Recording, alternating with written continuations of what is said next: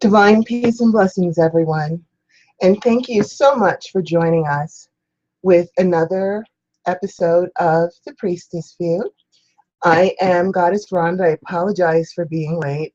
We got a little bit behind schedule today, and I apologize. I'm by myself tonight.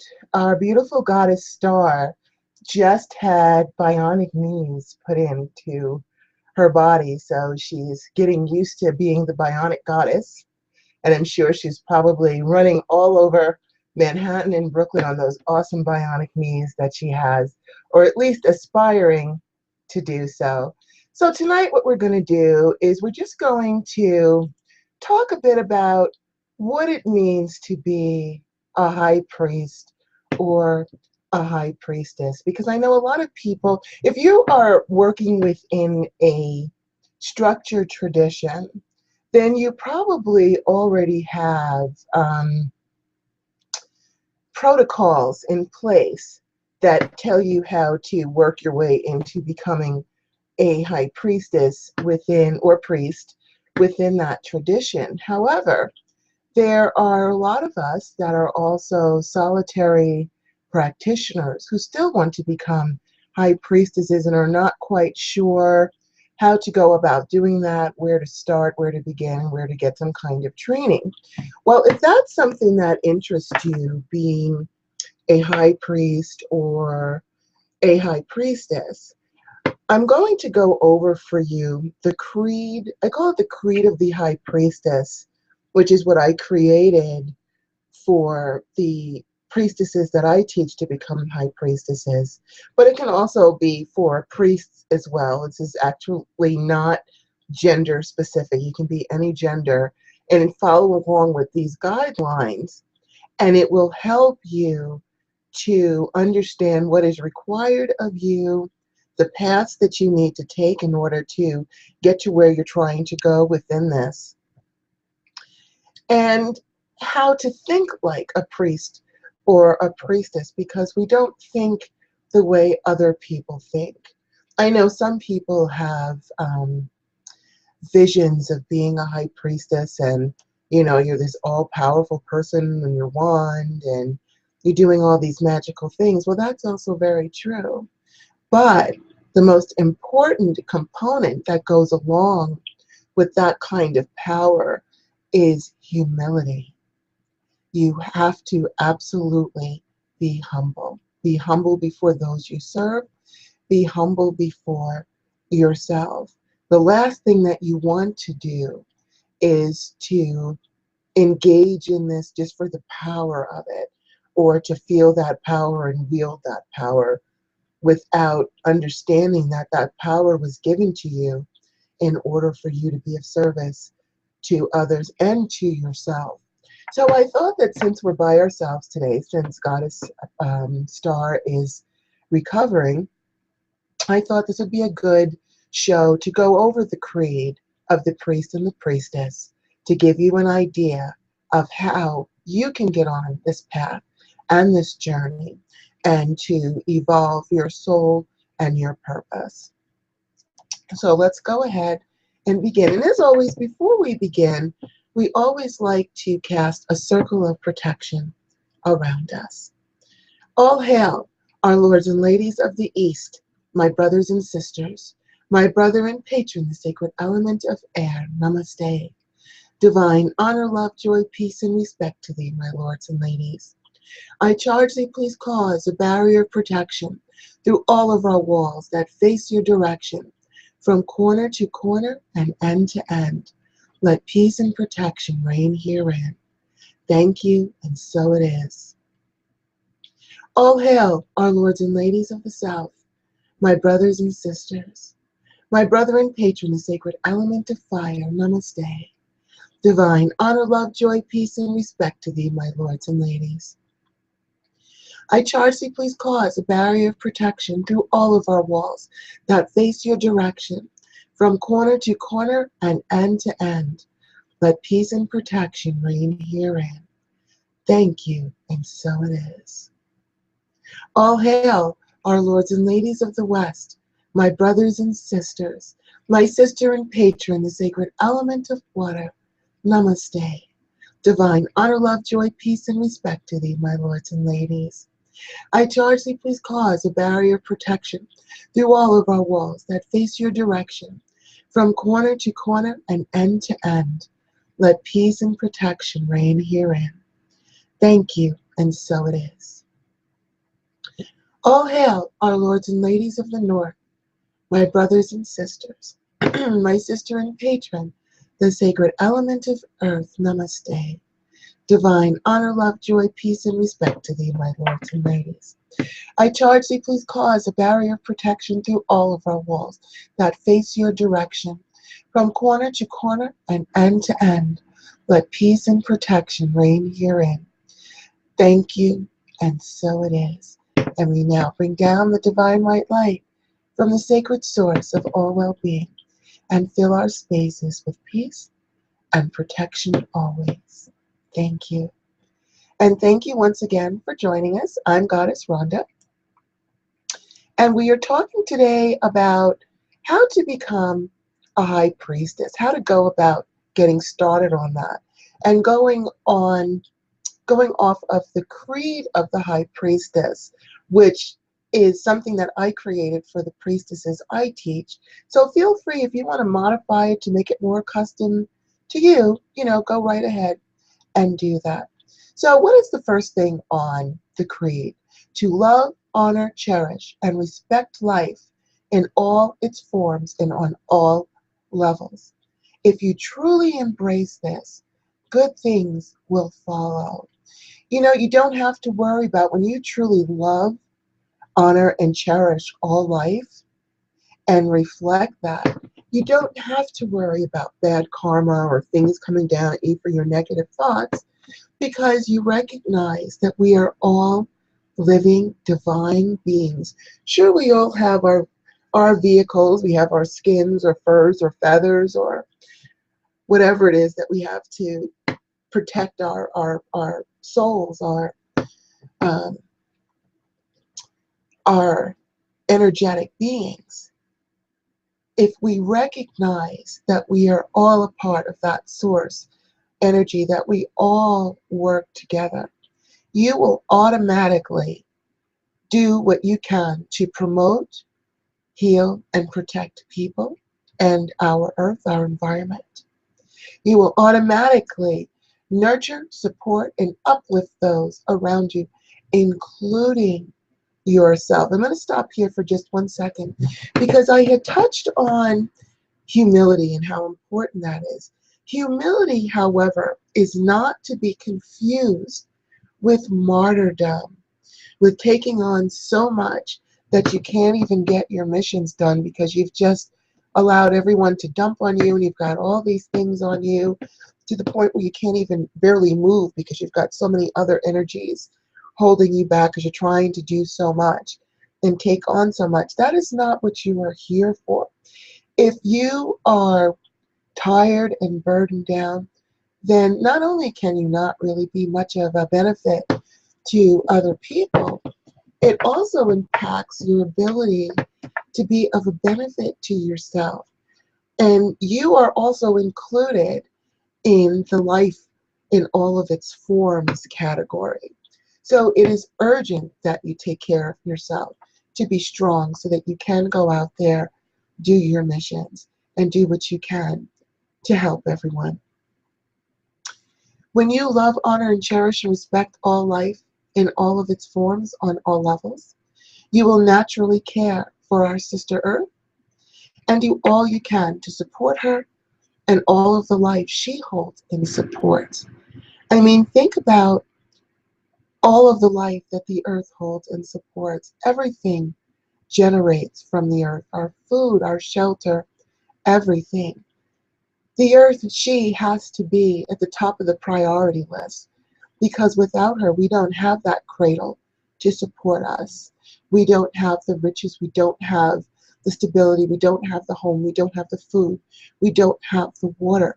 So it is vital that we keep our cradle, our mother, sister Earth, as clean and operating as smoothly as possible to the best of our ability. Now, that's not to say that I believe that the Earth really needs our help. The earth has been here for what, billions of years, and she'll always be here. The life forms that she cradles might be different, but she's always going to be here. However, that does not give us the right to just do what we want and drill and cause all kinds of problems, because we can cause earthquakes with all this fracking and cause people to be hurt or not have water. So it's important that we are stewards of this realm, of this dimension that we call Earth, and take care of her, which you will do automatically, again, if you love, honor, and cherish, and respect life in all of its forms, on all levels. Being of service is the lifestyle of the High Priestess, the High Priest. It's one we embrace happily and with gratitude of being found worthy of such an honor. And it's true. When you become a priest or a priestess, when you feel in your soul, that's who you are. That is what the universe has designated to do, for you to do. What you are really doing is you are acknowledging the fact that your soul has evolved to such a level that the universe has said, okay, whoever you are, you've got all this knowledge, you've got this awesome, beautiful soul. We're going to go ahead and appoint you to be on this road. Because being a high priest or a high priestess can be a very tough road to hoe. A lot of times you have to not be able to follow your heart. You have to do your mission, do what's right. And that's not always an easy thing to do. But when you love what you do, and again, you love, honor, cherish, and respect life in all its form, on all its levels, it will come naturally to you. And it won't even feel like a job, because you will enjoy doing it so much because it feeds your very soul. And that is very important, that we feed our soul. So the next step in the creed of the high priest or priestess is know thy history. For in knowing your history, you open yourself to the energy of the priests and priestesses of the past, their knowledge, and how to use it. Take some time. See if you can learn of your ancestry, spiritual and otherwise. Even if you don't know what spirituality your ancestors, 10 generations back was. If you can figure out where you came from, what geographic location, you can at least get an idea of the spiritualities that were practiced then, and you'll probably feel it within you. You can look up those spiritualities and something will click inside of you and resonate with you. So that's one way to do it. Looking into your ancestry, finding out that your ancestor was a medicine woman or a healer, a prophet they might have called her or him. That is a sign that you come from a line of priests and priestesses. They might not have called themselves priests or priestesses. They might not have even been pagan, but they might have called themselves a Christian prophetess or something like that, where it's obvious that really they are metaphysicians. So once you learn that, you can get a pretty good idea, a handle on what is within you as far as your ancestry. See, and then look up also other types of spiritualities. See what type of priest or priestess resonates with you. There are so many different spiritualities. You might hook on one, and then, you might practice that for a year, and then all of a sudden you're like, well, you know what, I think I want to try the Greek tradition, or the Wiccan tradition, or the fertility goddess tradition, and try different traditions. When you do that, don't feel like you are being disloyal. There's a reason that you do that. People who will go from study of spirituality, get a really good feel for it, and then move on to the next one because they want to learn everything, it's usually because you've already studied those spiritualities before. You're basically just looking at them to sort of get a refresher course so that you can still remember what you learned from all these different spiritualities, take what you need from each one, and then go ahead and utilize it to help other people, and also to help yourself. Learn all you can about the systems that you resonate with. Try to learn at least the basics about the ones that you don't, even if it's just to touch on it a little bit. There is a really good website. I'm going to post it. I can't post it right this second, but I will post it on the Priestess View page, on our Facebook page, when we're done, that goes over various goddesses and spiritualities that you can take a look at and maybe choose one that really and truly resonates with you. And knowing your history brings us into a great segue into you must know yourself, for in this way you will know others. Now, consider all that you have been through. You know, it's always, almost always, the people who have been through horrible hardships that decide to become priests and priestesses. And you might be thinking, well, why is that? And if you look at all of the spiritual leaders of the past, Moses, Christ, all of the gods and goddesses, they all led very tough lives. Most of them, they walked alone. Gandhi walked alone. There were, well, of course, he had followers, but you know what I mean? He was the leader. They led alone. And when you think about all of the things that you've been through, what you went through was not a punishment from the universe. You didn't do anything wrong. You're not broken. What that is everything that you have been through and you have survived has given you a tool to help other people who are going through what you have been through and what you have survived, so that you can then teach them those techniques and help to pull them out of the abyss and teach them how to survive those things. When you think of all the things that you have been through in life, imagine how much wisdom and knowledge, how many lessons you have learned and accumulated that you can pass on to other people and help them do better in their lives, to help them to survive it. And then hopefully they will then pay that wisdom forward and help others. So don't think of your life as tragic and overburdened and, you know, you've just been through so much.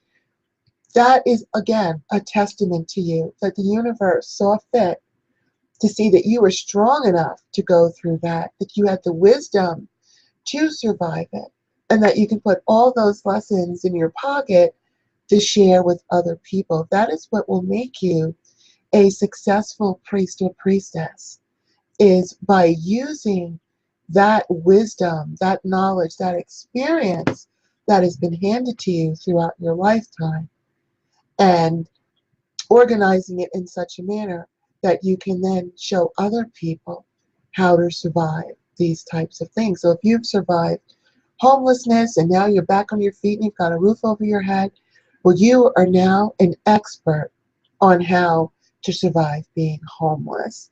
If you have survived domestic violence or any other tragedy, you are now an expert on how to do that because you've done it. And that gives you tools and wisdom and knowledge that you can pass on to other people. So know yourself, because when you know yourself, you are better able to understand the people that are needing your help, because they're going through what you're going through, or they're going through what you went through. And they look to you to be the guide, that light at the end of the tunnel, to pull them out of the abyss and back into the light, into a better life for themselves. Another thing that's very important for the priest or the priestess is to understand your own strengths and weaknesses, so you know what it is within you that you yourself have to work on. That's all a part of knowing yourself. Go over, be proud of all of your strengths and all the power that you have done, what you've accumulated, the wisdom in your life, but also take the moment, take the time to think about your weaknesses. We all have weaknesses. I have weaknesses. Everyone has a weakness. Consider what those weaknesses are and what you can do to shore them up so that you can stay on a strong and proper path and not be held back or distracted by weaknesses, or if you want to term them as challenges, because challenges are something we can get over. How to strengthen yourself on those levels. If you don't know how to do it, I always call it the all-knowing, all-seeing Google probably knows how to do it, or you can get some help. But understanding what your weaknesses are, what your strengths are, what you have to build with, and what you're going to have to build up. And that is what is going to make you strong, resilient, and even more powerful, is by taking the time to understand yourself, your strengths, your weaknesses, and working on them. Which brings us then to the next step, which is heal thyself. For in this way, you are better able to heal others. By taking responsibility for your own health first, you strengthen yourself, and you're therefore better able to help those people around you. Now, I know that sounds, for a lot of us who believe that part of our duty as a priest or a priestess is to go without and to subjugate ourselves to everyone else and all of their issues. I kind of touched on this a little bit before. Your first duty is to yourself.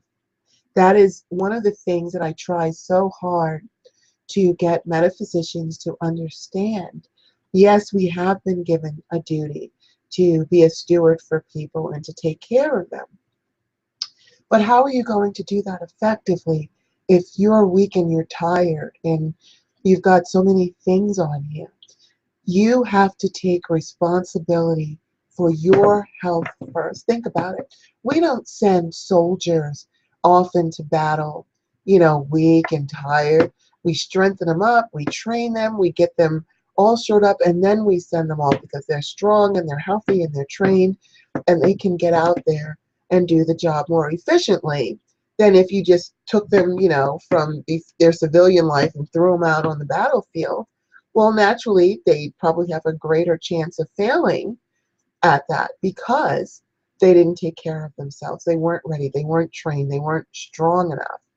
And that is really, really important for you. So to keep yourself clean, keep your chakras, your energy vortexes, as clean and clear as possible. You can do that very quickly just by learning what the colors are of the chakras and press those colors in. If you just take even a minute twice a day to press in the colors, the white, the indigo, the blue, the green, going all the way down, you will find yourself feeling, within a week, you probably won't even recognize who you are because you've already started to fix yourself up just by putting the colors into the chakras to help you to feel better. Pay attention to your thoughts to recognize any patterns of negative thinking and then take the steps to correct it. Negative mind chatter is probably one of the biggest things that stops people from getting ahead because it's a constant flow of criticism and telling you the things, did you pick up the dry cleaning? Did you do this? Did you do that? Don't forget this. And what are you going to have for dinner tonight? And what about the kids? And so forth and so on. And what about my job? All these things are just going, going, and going. But what they really are little tests that the universe sends to distract you to see if you can stay on focus. So recognizing negative thought patterns that you might have, and they might be negative patterns where you're judging other people. Although for the most part, we typically, I believe, spend way too much time judging ourselves and being mean to ourselves and telling ourselves we were stupid because we didn't listen to something and berating ourselves. That is not what you are supposed to do. We have got to stay in balance. So remind yourself, maybe you screwed up today, but that's okay. You're still awesome, and recognize the lesson that we were supposed to learn from that screw up, because that's what it was. It was a lesson, and move on with it. If you're constantly berating yourself because you think you're too fat, or you think you're too skinny, or you think your hair is too gray, go back into the mirror and look at your beauty. Look into your eyes. Feel the beauty of your soul. Pay attention to that, because you are given a gift of being down here in this vehicle. The universe found you worthy of that. If you are not a beautiful soul, you probably would not be worthy of the designation of priest or priestess, which you feel so strongly about. So say, hey, wow, the universe thinks I am so awesome, that my soul is so evolved, that I came down here to help and to lead others. And I am so grateful for that. And I'm so grateful for me and for being me. And I embrace all of my lessons and go forth with happiness and joy. And that is a mindset that we have to have as a priest and a priestess. Find time to meditate every day, even if it is only just for 5 minutes a day. There's a great book, because I talk to people about this, meditating. A lot of people, well, I can't meditate, we're back to the mind chatter, or this happens, or I've got too much to do, I'm too busy.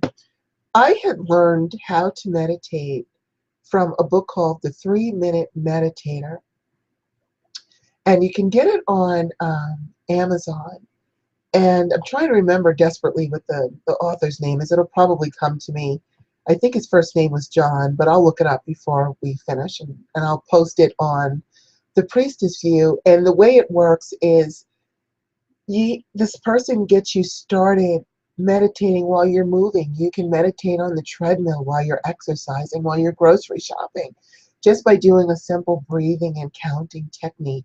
And then eventually he gets you where you can actually sit down and meditate. So don't let mind chatter stop you from meditating. I have a really quick tip that I will share with you, just really briefly, to help you with mind chatter. And I do have a video for it, but I found it to be effective for me, and a lot of other people find it effective. So basically what you do is just put your 2 middle fingers together over top of your head, and just watch my hands and repeat after me. I request and accept divine peace of mind from earth to sky and from sky to earth. And thank you. Close your eyes. Sit still for a second. Let's do that one more time. Excuse my voice. I have allergies that are just kicking my butt. Middle fingers together and over the head. I request and accept divine peace of mind from earth to sky, from sky to earth. Thank you. And when you do that, you'll find that it quiets down up there so that you don't have all that mind chatter. Take immediate advantage of that and do a couple of minutes to meditate or sit quietly. And if the thoughts start trying to press their way through, you can do it again. As you can see, it only takes a couple of minutes, not even a minute to do it, just a few seconds to stop that mind chatter and get you back on track so that you can have a nice, smooth, clear thinking. And that will help you a lot. So our next step in the Priestess and Priest Creed is to empower yourself. For in this way, you are better able to empower others. Probably one of the biggest tasks of a priest or a priestess is to empower people. We're not supposed to be walking around just subject to the fates and blown about. We have power. We have the ability to make change. And part of the duty of a priest or a priestess is to teach how to make those changes in yourself and to other people. So the way that we do that, the first thing that we do is to understand that you yourself are a magical tool and learn how to use your power effectively. Learn to effectively use the energy around you to make you stronger. There is a ton of books for soul practitioners to teach you how to use energy, how to feel energy, how to get into touch with your energy. If you go to my YouTube channel, I have energy classes, I have empath training. There's all kinds of free videos and techniques that you can learn on how to do this. There are no excuses. It's also important for you to understand the tools that are around you and to use and to make them an extension of yourself. If you're using a wand, that wand isn't a separate tool separate from you. Once you put that wand in your hand, and I should have brought one of mine with me, but I didn't. But just as a pen, we'll use that since we have it handy. This pen, which is now I've made into a wand, is an extension of my arm. It's an extension of my hand, my fingers, my energy. It's focusing my power out. And you can pretty much you can use a pencil, you can use a branch from a tree. There's all kinds of wands that you can use. One of the things I like to use are bamboo skewers. You can get them at Walmart or the Home Depot. Bamboo represents the fulfillment of wishes. It makes a great wand, those skewers. So you can get some of those. Pick up crystals, feel the energy of them. Get yourself a really good crystal book to understand the different stones. The earth provides us with all of the tools that we need to utilize our magical energy, our magical knowledge, and to put it out there. So educate yourself, because in this way, you'll be able to show other people how to be empowered, how to change their lives, that we are not just subject to fate, that we can make a difference, we can manifest those things that we are trying to bring into our lives. Learn about different healing modalities. A lot of us practice Reiki, but Reiki is not the only way. There are curanderas, there's all kinds, there's Native American medicine people. There are all kinds of ways to learn to heal yourself. So start looking into that. Look into different healing modalities. I love Reiki. I love that kind of energy work, but there are a lot of energy work techniques that you can learn for free and understand how they work. Learn about herbs. Just even if you start off with your kitchen cabinet, pull out the cinnamon, the nutmeg, the salt. Salt represents good luck. It represents riches. It represents the element of the earth. Cinnamon represents the sun and success and justice and healing. Nutmeg is protection and prosperity. The red pepper that you have will protect your home, but also bring prosperity to you because it's connected to the root chakra, which also has to do with our flow of money. So just go into your kitchen cabinet, take out a spice every day, and learn about that spice. Fool around with it. Turn it into a wishing powder. Put it in your hands. If you have some cinnamon or some spice that you can put in your hands, make a wish on it. Put your thoughts, your intentions, stare at it, tell it what you want, and blow it. Blow it into the wind. Blow it into the sacred element of air with the intention, asking the element of air to take it wherever it needs to go to get you what you need. You've got probably a whole cabinet full of magical tools that you didn't even realize were so powerful. And you can just begin again in your spice cabinet. Do the same thing with stones. Go into your local stone store, get a book of stones, start to accumulate. Some of you have a quartz right in your backyard. It's amazing the kinds of stones that we have just in our backyards, and we can even just pick up off the streets. It's not just about crystals, just a basic rose quartz or a piece of quartz that's not polished. It's just the stone, but it's a quartz that is just as effective as a nice polished crystal point. So begin to know your tools. Pay really good attention to what's around you, what's in your environment. How can you use them? You can always, if you can't get a book, because I know that some of us are on very tight budgets where maybe we don't have the money to buy a million books. But there are a lot of free information that you can get just by Googling the spiritual properties of an herb or a crystal or a stone. You can find stuff just on the internet to get an idea on how to use it and use it.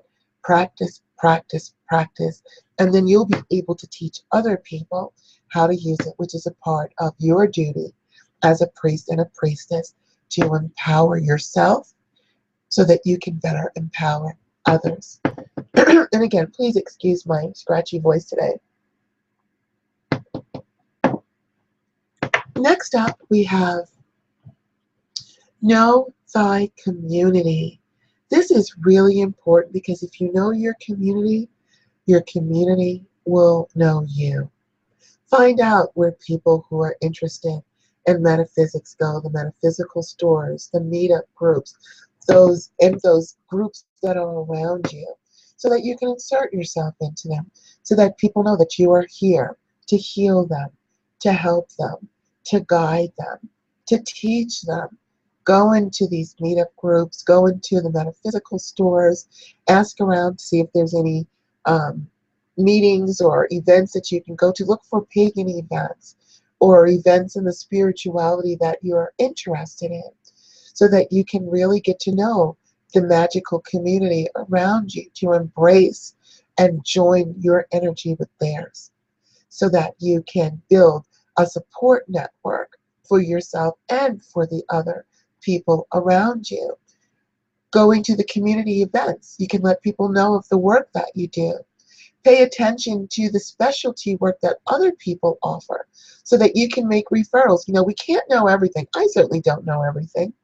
But if someone needs help with something and I don't know what that answer is or how to guide them, but I know that, Goddess Star might know, or another priestess that I know might know something, I'm going to refer them to that person. That's, again, also where humility will come in. You have to be humble enough to say, you know what? I don't know. I don't have that answer, but either I will get that answer for you, or I know so-and-so who works over here and they are really good at this and they'll be able to help you out with that. Don't be afraid to refer work to other people, because that just actually strengthens your the faith that other people have in you. When they see that you're not so self-involved and so stuck up that you think you know everything, that you're willing to refer them to someone else, they know that you have their highest and best good at heart, which is actually going to make them more loyal to you and send more people your way. They will also appreciate the honesty that you have. Being honest is the quickest way to get referrals, because people really, truly uh, do appreciate that. And then lastly, what we have is we have defend thyself, for in this way you are better able to defend other people. Now, believe it or not, a lot of priests and priestesses do have an issue about defending themselves. For some reason, they think that we are supposed to just sit back and let people throw psychic arrows at us and don't worry, karma will get them, or we just don't understand why they're doing this to us because we are such good people. Part of being a priest or a priestess is stepping up on the front lines. You are basically, when you become a priest or a priestess, you basically declare war against those energies and intentions that would try to bring people down, that would try to hurt people. So it is your duty to learn of ways on not only how to defend yourself, but how to defend those people that come to you that say, oh, my mother-in-law, she just hates my guts and she hired someone to do something to me. What am I going to do about that? Or someone at work is giving me the evil eye. You need to be able to explain to people, to empower them with techniques that are going to allow them to defend themselves. Now, I know that not everybody is comfortable with defending people or themselves aggressively. So there are some passive aggressive ways that you can use to defend yourself. If someone is getting on you or someone at work is harassing you, you can put them on ice. And basically what that means is you are taking a piece of paper and you're putting their name on it. And I have a video for it. It's how to freeze away hexes and curses and other dastardly energies. But you're calling upon the element of water to freeze and block the energies of that person who is trying to hurt you. It does not hurt them. in any way. But what it does is, as the ice forms around their name, and you're going to write their name, you're going to fold it up as tiny as you can, put it in. I like to use empty prescription bottles. Take all the labels off. You don't want your name on it. But prescription bottles were made with the intention of healing, and so they carry that intention, but also they're small and round, so they fit easy in the freezer. So take your little paper with that person's name on it, fill that container with water, close it up, stick it in the freezer. As the ice builds around it, it will block the energies of those people that are trying to get at you, that are trying to hurt you. And I have found, typically for me, it works within 2 weeks. Some people it works immediately, although you will get some form of immediate relief pretty quickly. But I have found for total relief, it takes me about 2 weeks, and then I'm left alone to do my own thing and without actually having to get aggressive, which, hey, you know what? If I have to do that, I will defend myself aggressively. But I do know that not everybody can do that. Another way that you can do a sort of a passive-aggressive defense, if you don't want to actually zap somebody, is if people are being mean to you or persecuting you at your job or wherever, you can get a little Ziploc bag, or you can even pop into a restaurant and get a little packet, a paper packet of sugar, although I like the Ziploc bags. You don't have to worry about the paper breaking. And you can get these little craft, C-R-A-F-T, for crafts, I should say, Ziploc bags. They're for crafts and jewelry, and at any hobby store. I think even Walmart might sell them. And fill it up with sugar. Just a little bag of sugar. Put it between your palms and just say, "Be sweet to me, be sweet to me, be sweet to me." And then you can just tuck it in your bra, tuck it in a pocket or a pants pocket. And what that does, it projects the energy of sugar around you, this energy of sweetness. And it be so strong that when negative people come into that space, it just seems to cancel their negativity out, and suddenly they're very nice to you. Or at the very least, they're not being as mean to you as usual. They might just completely stay away from you because they can't stand the energy of the sugar, because they themselves are so negative that now they have to stay away from you, which is just as cool. So those are two very passive-aggressive ways to defend yourself that you can always send off to other people, explain to other people on how to defend themselves as well. I've even gone so far as to take sugar, and there was a place that I had worked for a long time ago, and there was a really, really, really gnarly individual who worked there. Everyone hated him, but the boss loved him, so we were stuck with him. And he was truly nasty, and I just couldn't take it anymore. So one night after he left, I went in there, and I threw sugar under his desk, in the corners, everywhere. I even put it like along the wall of his office wall. And the next day he came in, and no one could believe how nice this guy was to everybody. So when we talk about defending yourself, and of course there's other ways too. There's smudges, there's candles. Unfortunately, I can't go into all the ways to defend yourself, and I will talk to Goddess Star about that, and we will do a show on spells to defend yourself from aggressive to passive aggressive.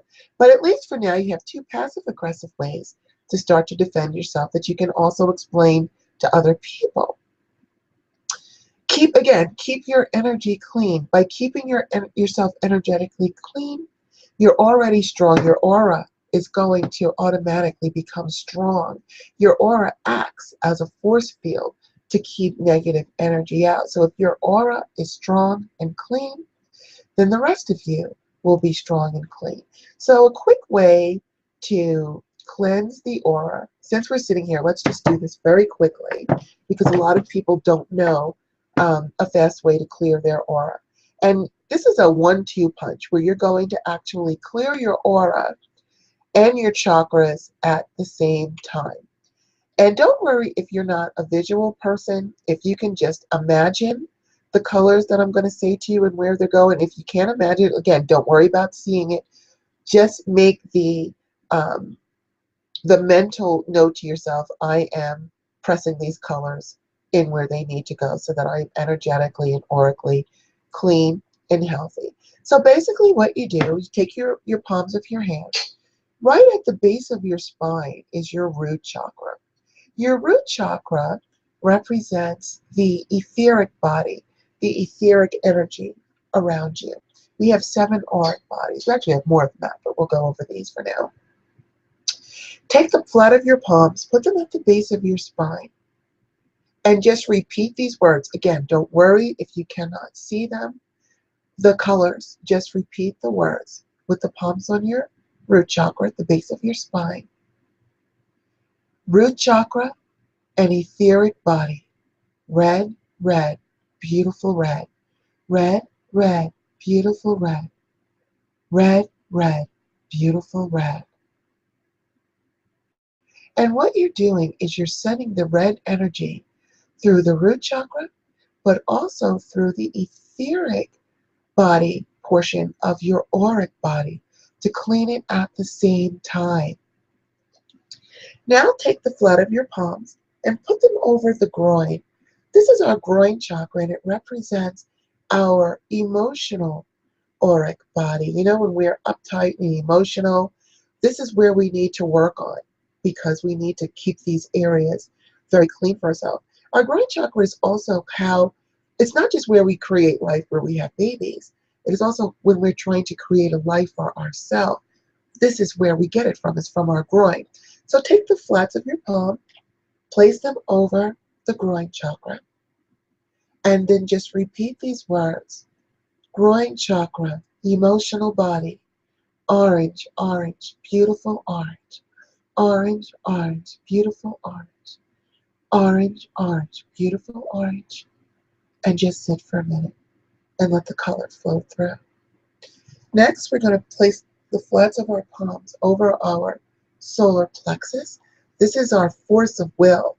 So when we're trying to do something and it's not working, we can feel it up in here. And another reason why it's so important to keep your chakras and your aurics cleaned up is because if we don't, and they are overtaxed, then what can happen is you will get physical translations of a spiritual issue. So if your root chakra at the base of your spine is blocked, you might get lower backache, you get lower back pain. Or if your solar plexus is blocked, your force of will, you can get digestive problems in here because this represents the stomach as well, also the groin as well. So go ahead and place your palms over your solar plexus. And just, again, if you can't see the colors, don't worry about it. Just repeat the words. Solar plexus and mental body. Yellow, yellow, beautiful yellow. Yellow, yellow, beautiful yellow. Yellow, yellow, beautiful yellow. And just let that color sink in. You're probably starting to feel pretty good now because you're fixing yourself up. You're healing yourself. And this is very important. And if I didn't say it before, the solar plexus represents our mental body. So when you're stressed out and you can't think straight, this is where we need to clean it up. So now let's go to our heart chakra. This is our astral body that we are also cleaning up. So go ahead and place your palms on it and repeat after me. Heart chakra, astral body, green, green, beautiful green. Green, green, beautiful green. Green, green, beautiful green. And let that color flow in for a minute. I bet you can feel that, and it feels really good. So now let's move up to our throat chakra, our communication. A lot of people have issues with the throat chakra that can translate into thyroid problems, because that's also where the thyroid is, where we've got something to say and we're afraid to say it, or we can't say it, or we wanted to say it and we don't know where that person is to say it anymore. It's important. We've got to keep this cleaned up. So if you need to get something off your chest, you can write it down, burn it, talk to the person's soul, just get it out. But now let's go ahead and clean up that part and that part of your the etheric body template. So put your palms over your throat and throat chakra in etheric body template. Blue, blue, beautiful blue, blue, blue, beautiful blue, blue, blue, beautiful blue. And let that blue color flow right into the throat chakra. It's amazing how good that feels when you do that. So now, here's the biggie. Here is our third eye. You know, everyone wants to know how to activate the third eye so that they can be more psychic. Well, here is your big chance to activate and clean up the third eye so that you can become more psychic, but also your celestial body that connects us to everything. So go ahead and place your palms or your fingers over the third eye. And indigo, in case you don't know, is that blue-purple color. It's like a dark blue purpley color, if you can actually see the color. And again, if you can't, just say the words. So, third eye and celestial body. Indigo, indigo, beautiful indigo. Indigo, indigo, beautiful indigo. Indigo, indigo, beautiful indigo. And just let that color flow through it to open up the third eye so that you can become even more intuitive. Now, the crown chakra is custom. Not everyone's crown chakra is the same color. Some people use white, some people like lavender. I've seen crown chakras that were gold, of silver, so you might have to just close your eyes and think for a minute. Just ask yourself off the top of your head, what color is your crown chakra? It might be aqua or violet. Go with that color. It'll give you an idea. Unless that color is the colors of the chakras that we just did. Because let's just say, for example, oh, my crown chakra is red. Well, that doesn't mean that your crown chakra is red, because red, remember, is the color of the root chakra. That just means the crown chakra has hooked up with the root chakra. You know, our crown chakra is not just our connection to spirit, it's also our mental, how we think. So if you're trying to provide for yourself or do something for yourself or create stability for yourself, which is flowing from the root chakra, and it's constantly on your mind trying to create stability for yourself, then your root chakra, your crown, can turn the color of your root chakra. Your other chakras can reflect what's going on. If they are reflecting the color of the other chakras, it means those two have hooked up. So if you say, oh, well, my crown chakra is blue, so, oh, wait a minute, that's the color of my throat chakra. These two must be connecting up on an issue to straighten out for me. If you can't figure it out, you can always go with white or lavender. Both of those work. I am going to go with lavender because I just happen to love lavender and find it peaceful. And this represents the crown as our etheric body and our spiritual connection. So go ahead and put your hands over the crown and crown chakra and etheric body. Lavender, lavender, beautiful lavender. Lavender, lavender, beautiful lavender. Lavender, lavender, beautiful lavender. And let that color flow through. So if you just sat there with me and cleaned up your chakras and cleaned up your auras, and I'm going to do a separate video on how to do that so that you don't have to listen to this whole thing to find it. But you probably find that you're starting to feel better. And maybe I should have put that one first, because by feeling better, it's easier to go into being the high priest or the high priestess. Imagine if you took 5 minutes a day to clean your chakras, clean your auras, how much better you would be feeling, how the energy blockages would be gone, and you could flow all that energy for all that manifestation work that you're trying to do, that your thoughts would be clearer so you can come up with ways to fix things for the people that you're helping and for yourself. That you can actually, because your energy is clean now, you can feel the energy of the stones and crystals and of the earth and the air and the fire and the water, the elements around you, connecting with the divine and learning how to harness that energy to be a better service to yourself and others. So I know our show's a little shorter than usual because it's just me, Goddess Rhonda, here to go over some things with you. Goddess Star will be back with us on Monday for our Monday show, and she sends you lots of love and energy. And also, please send her some healing energy so that her bionic knees are working even better, quicker, and sooner. We can get her back here with us faster. But in the meantime, remember the creed. We'll just go over very quickly: to love, honor, and cherish, and respect life in all its forms and on all levels. And if you truly embrace this, good things will follow. Know thy history, for in knowing your history, you open yourself up to the energy of the priests and priestesses of the past, their knowledge, and how to utilize it. Know thyself, for in this way you will know others.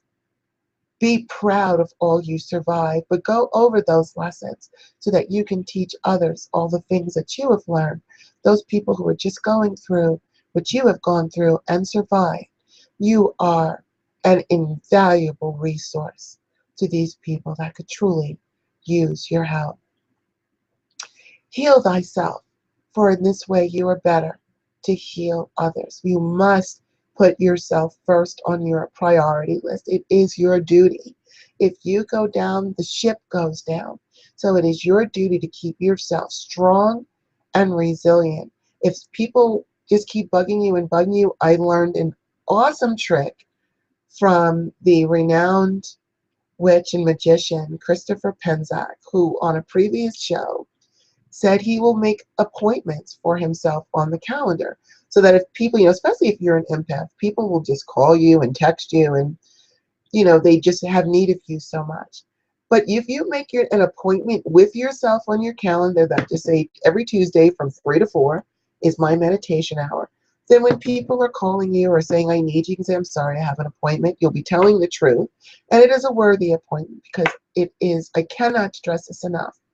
You must be at the top of your priority list if you are going to be a priest or a priestess. I know that that's hard. I struggle with it myself. The universe will knock me right down when I go too far and ignore myself. So it's important because your soul just wants to help everyone else. Make sure that it's helping you as well, and that's okay. You're supposed to do that. So don't feel guilty if you have to tell someone, you know what, I can't really help you right now because I don't really feel that great myself. It would do more harm than good for you to help someone when you're weak and tired because you're going to exhaust your own resources, but you also won't have that full power to put out and help that person who has asked you for your help. And also empower yourself, for in this way you are better able to empower others. Be aware of your strengths and your weaknesses. Build on the strengths and shore up those weaknesses so that you can be the powerful priest or priestess that you are trying to be. Know your community. Insert yourself into the community. Let people know that you're out there, that you have tools that you can help. Get to know the other people and see what tools they have that they can help. Maybe you can share those tools or put them together in a network to help an even greater group of people. There's so many things that you can do. And of course, defend yourself. You are not here to take psychic arrows from people. If anything, keeping yourself strong and clean, keeping your aura strong so that it acts as a shield, learning shielding techniques, learning ways to defend yourself, the proper candles to use, looking up just in your cabinet, if you in your kitchen cabinet, if you have a little jar of cloves, negativity cannot stand the smell of cloves. They just can't stand it. You can make a little infusion of cloves in a little water bottle, a little spritzer bottle that you can get at the Dollar Tree or the dollar store. You can spritz your area at work to keep negative people out of it. There are so many things that you can do to defend yourself. But the most important thing also is to be true to yourself, be humble.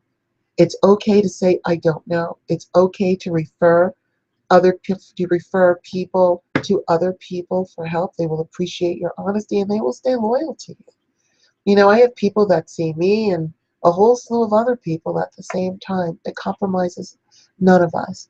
because we are all here to do a specific job and a specific duty. You're not responsible for knowing everything. So go ahead and refer them out. But keep yourself clean. Meditate. Really pay attention to yourself. Write down all the things that you went through and how you managed to achieve survival, the strength that it took, the techniques that you used. Probably by the time you're finished, you'll have created your own training manual for people on how to survive, on how to not give in to despair, or even if you did break down, because we do break down. Even if you broke down and you got into the abyss of despair, as I call it, and you had an emotional breakdown, but you got back up on your feet again. There are people that can use that knowledge. They can use your support. If nothing else, you can just offer them an ear, offer them the strength that they need to get through it. But this is the lifestyle of a priest, of a high priest or a high priestess. And this is just kind of a guide to get you going. Naturally, you'll do your own research. You'll find the spiritualities that resonate with you, the energy techniques that you want to use, the healing techniques. Put it all together and go on and do the work that you were sent down here to do. And take a moment to pat yourself on the back, thanking the universe for their faith in you, because they saw that your soul has evolved to the point where you can now get out on the front lines and be a steward of this earth, and to be of service to others, but also to yourself. So again, this is your Goddess Rhonda here again with the Priestess View. Goddess Star, Bionic Goddess Star, will be back with us next week, and we'll have some more awesome programming for you. Please, if you have not visited our Priestess View Facebook page, please do so. Please visit our page. Please like our page. We also have a forum that's very, very empty. You know, it's a little scanty right now because we haven't had time to fill it in, but we're going to be doing that. And if you have questions, or there's a specific topic you want to learn more about, a specific type of magic, or you have any kinds of questions at all, you can go to our forum or our Priestess View page, post your questions, and we will get back to you, or we will form a show around it. So again, I thank you so much for being here with us. Naturally, we release our circle. Thanking you so much to the elements and the directions and the deity that have so graced us with your presence. We thank you and release you back to Source with our gratitude. And thank you so much, everyone, for being here with me today.